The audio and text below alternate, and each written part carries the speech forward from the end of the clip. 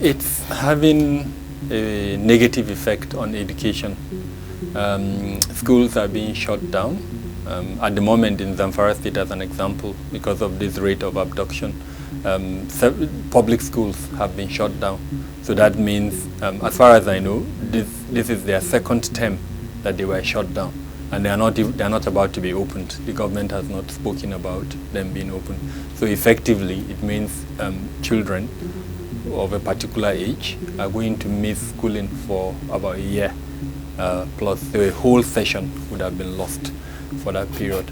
Now, in other places, including in Zamfara, there are parents, lots and lots of parents, who would not venture to take their children to school. So the school enrollment, which was really, really bad in the north, would reduce further. Now, the long-run effect of that is the Human Development Index in the north has been very, very low. What's Kano State government are trying to do now to revoke the licenses of all the private schools? Is medicine after deaths. Not less than 25 schools were attacked, at least 800 students were kidnapped, and 16 children killed in 2021. This is according to a statement from the United Nations Children Fund. Violent attacks in schools and other institutions of learning across the country defined the year 2021. All of this happening at a time Nigeria is battling to reduce the number of children who are out of school. Some figures say it's over 15 million. As Nigeria works to ensure out-of-school kids, especially in northern Nigeria, get to schools, mass abduction of school children has become an epidemic. Government's plan to get all children enrolled in schools is being affected by activities of kidnappers and bandits. The children are not going to school. So the best thing they need to look is to work in hand with the government of the day and see how to do a kind of licensed solution to the problem that is on ground in terms of insecurity. There's no parent that will be happy that their children is kidnapped along the line. Let's look at it. If it is my own child that such a thing happens to, how will I feel? The statistics of abductions and killings in Nigeria make for grim reading. In March 2021, 618 schools were shut in 6 northern states of Sokoto, Zamfara, Kano, Katsina, Niger and Yobe over the fear of attack and abduction of school children alongside their teachers.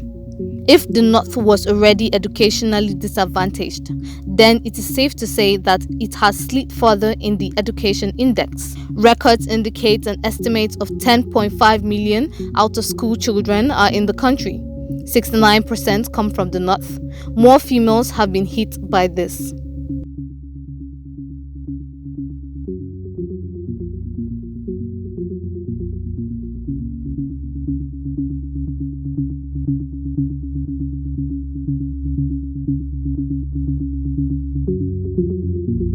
Nigeria's kidnapping industry, according to some estimates, is worth billions of naira.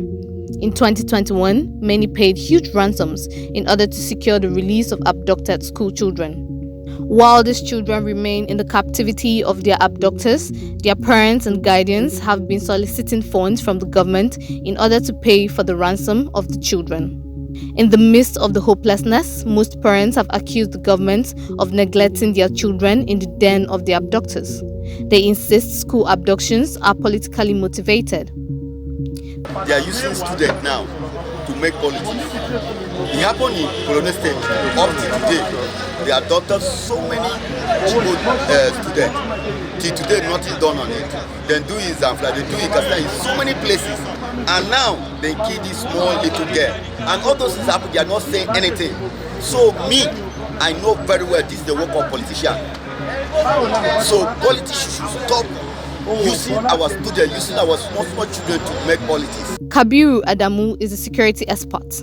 He says abduction of school children will have costly implications on the development of communities where they happen. Several indexes that you use, health, feeding, name them. They've been very, very low in the north. Now, the more people have access to education, especially women, the more likelihood they are going to have a better life.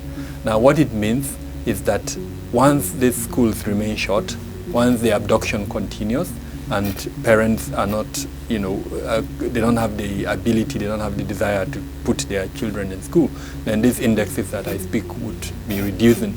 And automatically, as the index reduces, conflict will be increasing. And as conflict increases, that is how insecurity will also be increasing. So the long-run effect of this is higher insecurity, unfortunately, in the country. But the government is not sitting on its hands. It has launched the Safe School initiative to address this challenge. Kabiru Adamu is advising government to seek help from a development bank like the World Bank. This will help it fund the project in order to avert future attacks. The good thing is that the government has launched a Safe School declaration framework to improve security in schools. The challenge is that it's a capital-intensive project. So just to give you an example, it has three major components. One of the components is physical security. So all schools, from the formal ones to the informal ones, are supposed to have fences. And the criteria for and the standard of the fence is included in that document. Now, to construct schools across fences across schools in the 36 states of the Federation is a capital incentive program, and it's just one component of that Safe School Declaration. I do not think Nigeria has the resources to do that. I think Nigeria should reach out to development partners, especially the UN, places like the World Bank, to assist in funding some of these projects. The community component, to increase the awareness level of the community in identifying early warning signals that would indicate an impending attack, is also one aspect of this SSD Safe School Declaration. The social contract that we enter in with any government is that they must protect us. That's why we give them the authority they have. Now, if we have a state governor coming out to tell his people to go and arm themselves, then we should be worried. We have a state governor who came out yesterday to say that the security threat his state and the region he's in is facing is existential. Then those are things that we should be very worried about. And that means if we do not address those security challenges, they could affect our nationhood, our existence as a country. In that regard, the seriousness and the consequences of not addressing the insecurity could mean, unfortunately, the collapse of our nationhood. If we also look outside Nigeria to places like Mali and several other countries, insecurity has even led to change in government. The coup that happened in Mali, in fact, the two coups that happened in 2021 in Mali, one of the reasons that was cited was insecurity. Education experts have continued to warn the government on the implication of abductions on school children. They say it may kill the value system and communal spirit of future leaders if not quickly tackled holistically. Having said all of that, the big question is, can Nigeria ever be secure again? The government put forward what it called, that the Buhari administration, the revised National Security Strategy 2019. That revised National Security Strategy 2019 promised us a paradigm shift in security from the state-centric approach to security to the human security. Now that is what we should be looking at, human security. And how do you achieve human security? It's not by boots, men and boots, deploying them to the field. What we need is enhancement in the living standards of the average Nigerian. So address unemployment, address poverty, address socio-economic grievances through peace building and community engagement efforts. Yes, we need law enforcement, we need military power, but they should only be there to contain and not to force people to have peace.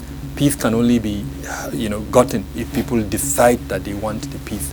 So it's possible, but we must change approach. We should start implementing that revised National Security Strategy 2019 that looks at all aspects of security, including food security, health security, national security, defense, and all of that. The world wants more biodiversity, it wants more greenery. So instead of a scorched-earth policy where we level the forest, I think we should have a tactical unit. All in all, the best available figure says these gunmen are not up to 30,000. And I know the military has reduced this number from that 30,000 to even a lesser number. So why don't we have tactical units? Every year we release budgets to the ministries, departments and agencies in security. Almost all of them say they have tactical units. They sent these tactical units to Israel, some to America, some to London and several parts of the world to train. This is when we need them. Those tactical units should be, through intelligence, we should be able to identify all the camps, all the modus operandi of these gunmen, and then tactical units should go in with the right equipment and go and take out the leadership and arrest the ones that they can arrest. But leveling our biodiversity is not an option in this era. Please, we are begging on our parents, please, come and help us out of here. We've stayed here for days, we have not been eating, most of us have been sick. Most of us are hungry, please. We are begging on our parents, please come and help us, please. Please, we're tired of here, please.